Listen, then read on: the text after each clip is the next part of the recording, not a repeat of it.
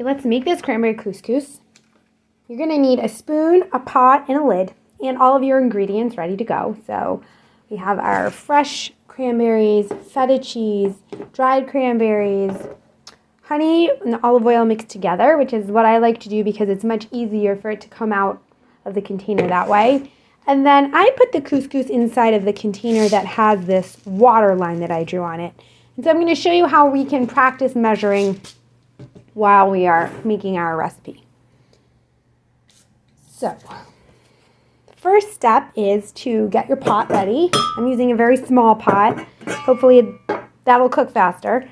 And I'm going to put in my couscous. And this is called pearled couscous. It is the big couscous. It's basically pasta. What I like about it is that it cooks in just 10 minutes in the water that you don't have to drain. So everything we put in the pot is what we take out of the pot, which means it's great. It's a great way to add in some flavors, sweetness, herbs, spices. All of that can go into the water, cook with the couscous, and then it comes out in the dish. So I love couscous. They also sell a smaller variety at the grocery store, but this is the one I like, the big one. If you're going to use the smaller one, it's actually kind of a different method. So I would always recommend getting the larger couscous. So I pour that into my pot. And then I'm going to put in my fresh cranberries. Now, the fresh cranberries are available at the grocery store starting around Thanksgiving time and ending, again, around Thanksgiving time. But they freeze really, really well. So I will buy bags of cranberries, maybe 4 or 5 bags, around in November. And then I can actually continue cooking this couscous until May. If you want to stock up on your cranberries or you have cranberries left over, then this is a nice recipe to do. It's just a little hard to do at spur of the moment because it's so hard to buy fresh cranberries at the store. So now what I have to do on the recipe card is I'm going to fill up my container. I have this water line. I also have my pre-measured water. So I already have a cup and a half. I already have a cup and a quarter of water inside of my measuring cup.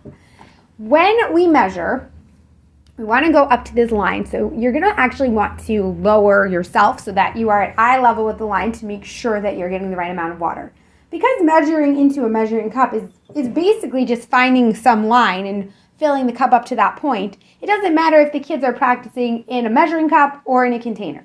And the good thing about the container is that there's only one line to be worried about. So it's a really great way to practice. So I'm just going to pour my water in, and it should come right up to the line because I pre-measured it, so that's good. And then I'm just going to dump that into the pot with the couscous and the fresh cranberry. I'm going to add in just a pinch of salt to add some flavor. And as I said, when you're cooking couscous, all of the things that go in the pot are coming out of the pot. We don't drain it. So I'm going to add in the oil and the honey. So that's going to add some sweetness in.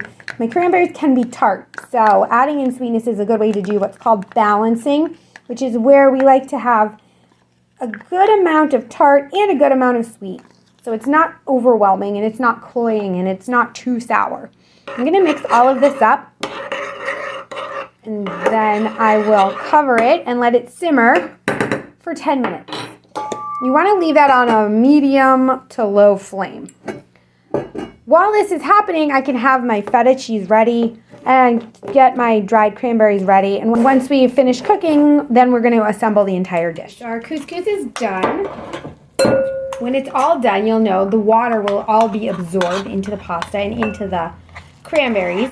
And these cranberries start to give off some of their nice red color as they cook, which makes this such a nice dish to make around the holidays because it's already this mixture of red and a little bit of white. And when we add in the cheese, we're going to add in even more white. So we're using feta cheese.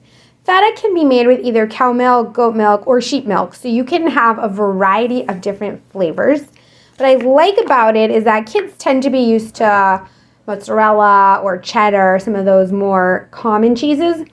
But feta is actually a completely different texture.